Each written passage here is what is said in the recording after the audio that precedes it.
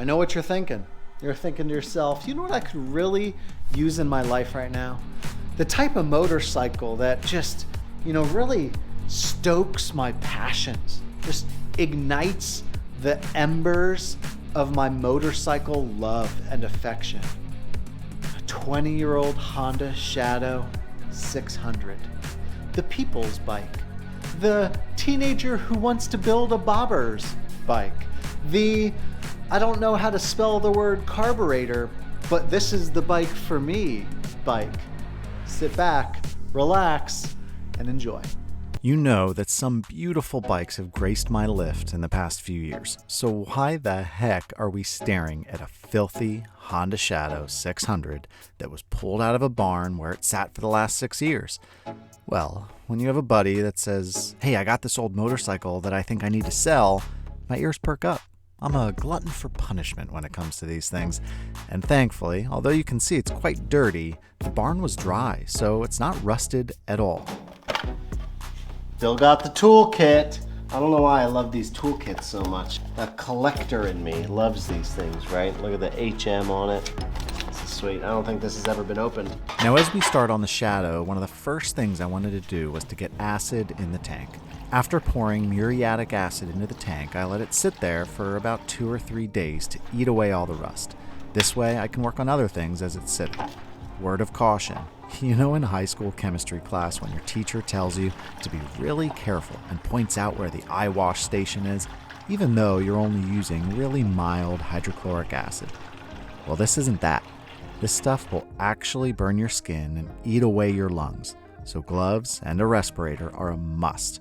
We'll come back a little bit later in the video to see how perfect this process gets the tank. Let's turn our attention to the fuel system now. This is why every 20-year-old motorcycle on Facebook Marketplace is listed as, quote, runs and drives. A little rough though, could use a carb cleaning. Most people don't even know what that means. They just know they can't do it.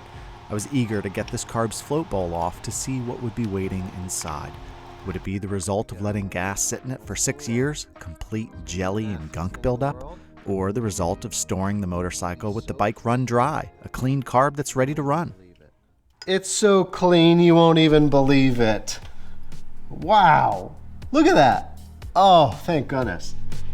Oh, thank goodness. I mean, you saw the tank, right? The jets are a little bit clogged up, right? So there might have been a little bit of fuel in it that evaporated out or just turned to dust. So I actually don't even think we need to put this whole carb in the ultrasonic cleaner. I think we'll just be able to give it a good cleaning, and Bob's your uncle.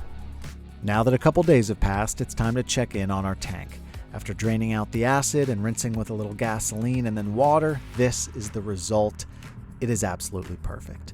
You can see here in the corner of the screen how it started a few days ago. Now we can't stop here. The inside of the tank is now untreated metal and will rust in a jiffy if we don't apply a tank sealer. So pay close attention to my extremely scientific method for drying out the tank in preparation for the tank sealer. And here's the setup I have going to dry it. You can see this is very scientific. I have the archery target, which is supporting the Harbor Freight heat gun, which is then injecting heat into said tank, which is supported by somewhat empty 50-to-1 gas and oil mix container for the weed whack. The kits I've used in the past are made by Pour15. It's not super expensive. You get it on Amazon, and one can does an entire tank. The trick, however, is to coat the entire inside of the tank. That means you not only have to pour it in and slowly slosh it around, but you have to invert the tank as well. Being sure to securely tape all the openings, you can slowly and methodically rotate the tank to ensure complete coverage. I also like to paint the lip of the fuel cap hole with a tiny bit of sealer left in the can just to give it a factory appearance. Afterwards, simply drain out the excess and let it dry for 4 long days before you put fuel in it. Then you're ready to roll. While waiting for the tank sealer to dry, I decided to put in some elbow grease cleaning and polishing the chrome. Remember, this bike stayed dry in the barn for the last 6 or 7 years, so although the chrome was extremely dirty, not much of it was pitted or bubbling. What that resulted in was an amazing transformation, and now, from a few feet back, it almost looks brand new. But emphasis on a few feet back, like 15. Routine maintenance on the Shadow 600 went just that way. Routine. The oil didn't look burnt. The spark plugs looked like they had a normal amount of wear for a stock jetted bike. It does, however, have 2 spark plugs per cylinder. This is a 2001 Honda Shadow 600, people. We need all the combustion we can get. Purse purrs. Adjusting the chain went nominally, and we got the perfect amount of slack in it, with a little bit of room left for the axle to keep sliding back.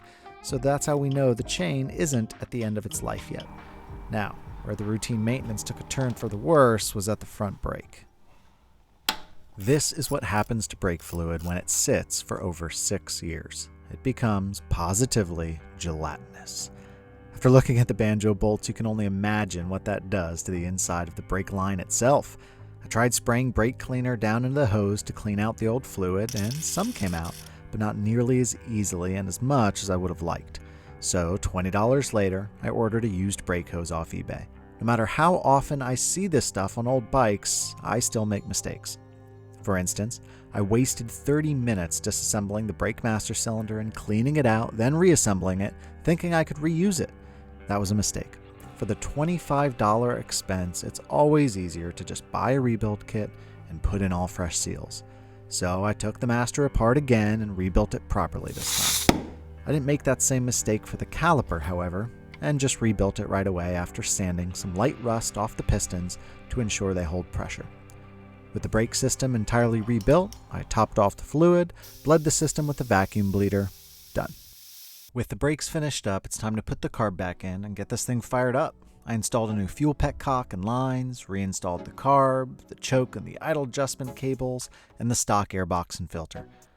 You know, one of my favorite literary expressions is, "Little did he know." Here, as we're about to start the bike, little did James know that this particular motorcycle simply needs warmed up for a few minutes with the choke on before the throttle becomes responsive.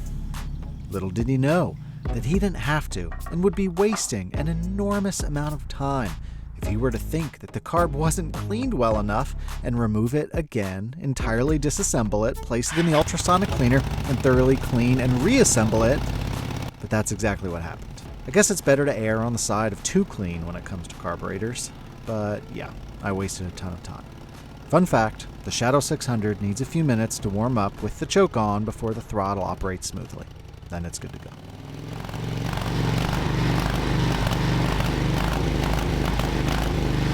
And here is where my train of horrible thinking begins. Watch what happens when I even just crack the throttle. Totally cuts out. I tried to get away without cleaning and disassembling the entire carb. All I did was just clean out the jets, but I think I might have to clean out the whole carb, take apart everything, put it in the ultrasonic cleaner. And that's exactly what I did. Was it a complete waste of time? Yes. Was I doing this instead of spending quality time with my wife and children? Yes. Do I regret it though? Most definitely. But you know, mistakes are learning opportunities and a chance to get smarter. And I have certainly had a lot of those in my life. If I'm smart, if I've learned something in my life, it's because I've made mistakes. The choke is all the way off. It's kind of warmed up. I think it just won't run that well until it's really warm. I mean, it is like 45 degrees out here. Hold on a second. Are you telling me that the last time it would have ran too if I just let it warm up more?